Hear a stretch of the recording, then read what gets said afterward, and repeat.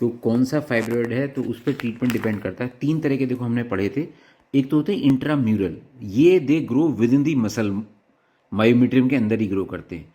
फिर होते हैं सब म्यूकोज, इनको इंट्राकेविटरी भी बोलते हैं, they grow within the uterus, into the uterus. और एक होते हैं सब सीरोजल, ये they grow outward into the pelvic cavity. तो ये 3 तरह के फाइब्रॉयड हैं। मैंने बल्कि fibroid uterus causes pressure symptoms और where heavy menstrual bleed is refracted to medical intervention, the options are myomectomy to surgically remove fibroids with uterine conservation और hysterectomy. या तो फाइब्रॉयड निकाल दो, यूट्रस को बचा लो, या भैया यूट्रस ही पूरा निकाल दो।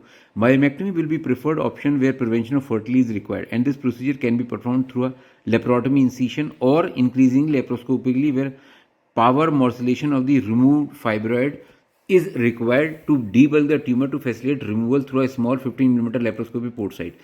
An important point for the pre-operative discussion during the consent process for myomectomy is that there is a small but significant risk of uncontrolled life-threatening bleeding during myomectomy, which could lead to hysterectomy.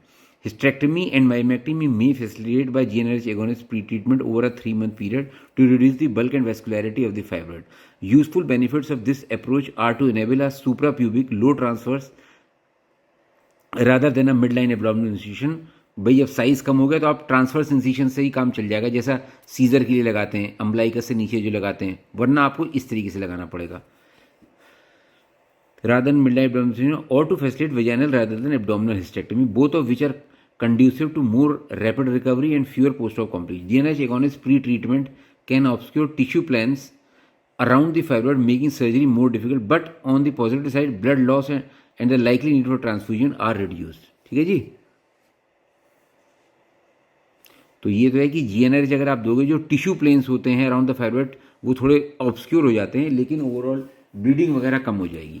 Radiologically आप uterine artery का embolisation भी कर सकते हो by it involves embolization of both uterine arteries under radiological guidance. A small incision is made in the groin under local anesthesia and a cannula placed into the femoral artery and guided into the uterine arteries.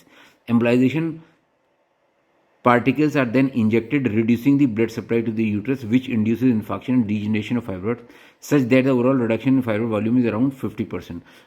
Following UAE, यानी कि uterine artery embolization, patient usually require admission overnight because of the pain following arterial occlusion requiring opiate analgesia. Complications include fever, infection, fibroid expulsion, and potential ovarian failure. Women wishing to retain their fertility should be counseled carefully before undergoing UAE, as the effects on subsequent reproductive functions are uncertain.